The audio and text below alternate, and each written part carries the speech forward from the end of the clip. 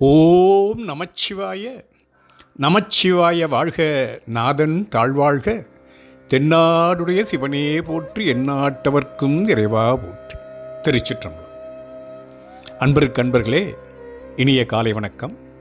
இன்று மார்கழி திங்கள் 22வது நாள். நாம் திருவெம்பாவையில் 20 பாடல்களை முடித்துவிட்டு இப்பொழுது திருப்பள்ளி எழுச்சியில் 2வது பாடலை பாடவிருக்கிறோம். மாணிக்க வாசக சுவாமிகள் திருப்பெருந்துறையில், இப்பொழுது ஆவுடையார் கோவில் என்று அழைக்கப்படுவது இருந்தபோது, விடியற்காலையில் இறைவனை துயில் எழுப்புவதாக திருப்பள்ளி எழுச்சி பாடல்களை அருளிச் செய்தார். திருப்பள்ளி எழுச்சி என்பது சுப்ரபாதம் என வடமொழியில் வழங்கும் வைகரையில் அதிகாலை பொழுதில் இருள் நீங்க ஒளி எழுவது போல ஆன்மாக்களுடைய திரோதன மலம் அகல ஞான ஒளி வெளிப்படுகின்ற முறைமையை இந்த பாடல்கள் குறிக்கின்றன.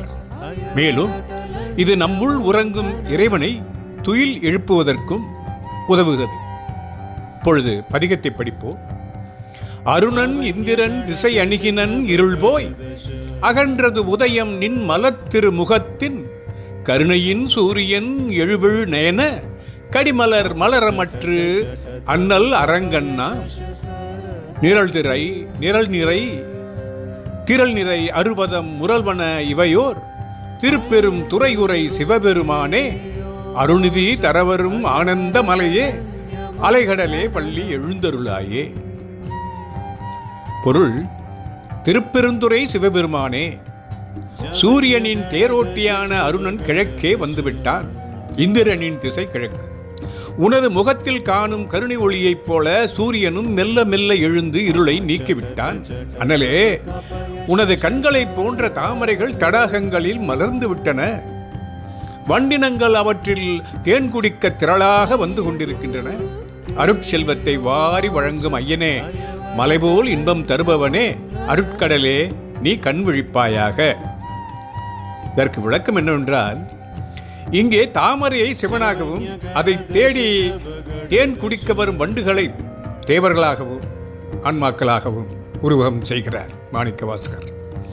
பிரம்மா, சரஸ்வதி, ருத்ரன், அம்பாள் உள்ளிட்ட பல தெய்வங்களும் 30 முக்கோடி தேவர்களும் சிவனின் தரிசனத்திற்காக காத்திருக்கார்கள். இந்த தேவர்களே வண்டுக்கு ஒப்பிடப்படுகிறார்கள் என்று சொல்லலாம். நாமும் பெறப்பட்ட நிலை என்னும் தேன் அருந்த அந்த சிவபெருமானின் திருவடிகளை வண்டுகளைப் போல பணிவோம். ஆண்டவனை எழுப்பும் இந்த திருப்பள்ளி எழுச்சி பாடலில் மறைபொருளாக ஒரு செய்தி இருக்கிறது. அது என்ன? தாமரையை தேடி வரும் வண்டினங்கள் போல சகல ஆன்மாக்களையும் ஈசனே ஈர்த்து தன்னை தரிசிக்க கூப்பிட்டு வருகின்றார்.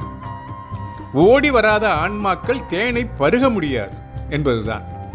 தாமரைக்கு அருகிலேயே வாழும் தவளைகள், மீன்கள், நத்தை போன்ற பூச்சிகள் கூட எவையும் தாமரை பற்றியோ அதில் உள்ள தேனை பற்றியோ அறிந்து கொள்ள முடியவில்லை, ஆர்வம் காட்டுவதில்லை.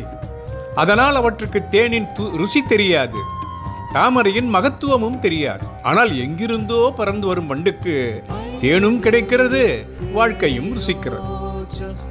இது ஏன் என்றால், ஒரு ஆன்மா ஈசனை அடைவதற்கு கூட அந்த ஈசனின் அருள் இருக்க வேண்டும், கருணை இருக்க வேண்டும் என்பதையே காட்டுகிறார். சிவமே விரும்பினால் ஒழிய சிவத்தை அடைய முடியாது என்பதே தத்துவம். சிவத்தை அடையும் ஜீவன் தெளிவை பெறும் என்பது சைவ சித்தாந்தம் கூறும் செய்தி. ஈசனை பற்றி கொள்ளும் ஆன்மா பரவசம் எனும் பெரும் பேனை உண்டு மயங்கும் அந்த பரமானந்த மயக்கத்தில் தன்னையும் சிவத்தையும் உணர்ந்து தெளிவு கொள்ளும். இப்படி நினைத்து பார்ப்போமா? நான் மெய்யான சுயத்தின் பிம்பமாக இங்கு இப்போது உருவாகி இருக்கிறேன். நான் உடல் அல்ல, நான் அறிவும் அல்ல, நான் ஒரே ஒரு மனிதனும் அல்ல. உண்மையில் நான் ஒரு பன்மை, ஒருமை அல்ல பன்மை. நான் பேரானந்தம், நான் பெரும் சக்தி, நான் தான் பேரொளி, நான் தான் அகண்ட ஞானம், நான் பேரன்பு, நான் பெரும் கருணை. நான் இந்த உடலில் வாழ்கிறேன். அதனால் அதன் வாயிலாக இந்த உலக வாழ்க்கையை காண்கிறேன். மற்றபடி நான் என்றென்றும் நிலைத்திருக்கும் நிலைபேறான பரம்பொருளின் ஒரு துளியே நான். என்னுள் சிவனடக்கம், சிவத்துள் நான் அடக்கம் என்று சொல்லி பாருங்கள். மேலும் சொல்லுங்கள், நான் ஜடமல்ல, நான் ஆன்மா. அதனால் மாற்றமில்லாதவன், முடிவற்றவன், மீண்டும் மீண்டும் வேறு வேறு தோற்றங்களை காணும் அனாதியானவன்.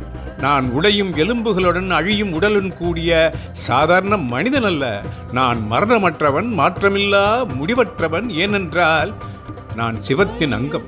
சிவத்திலிருந்து உதித்தவன் என்று உணர்ந்து கொள்ளும் ஜீவன் அச்சப்படுவதில்லை, அவஸ்தையும் படுவதில்லை. அச்சமற்ற இடத்தில்தான் உண்மையும் கருணையும் பிறக்கும். சிவனிடத்தில் தஞ்சம் கொண்டவர் அச்சம் என்பதை அறவே மறப்பர்.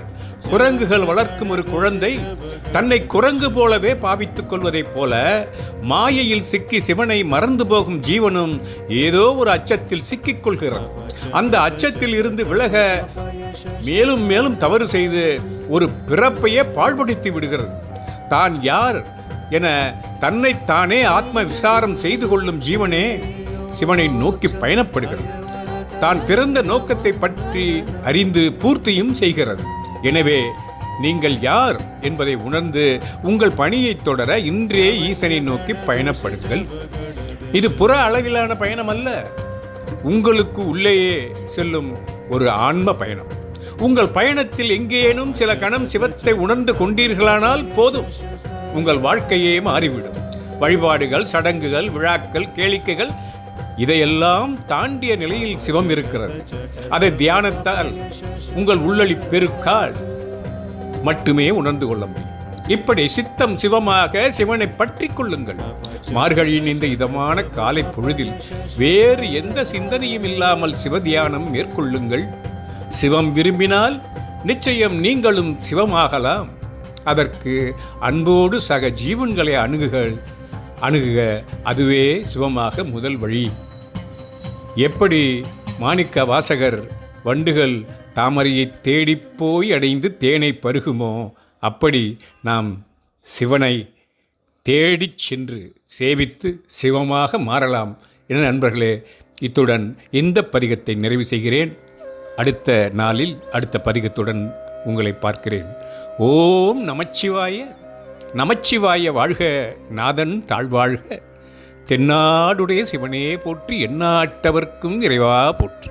திருச்சிற்றம்பலம்.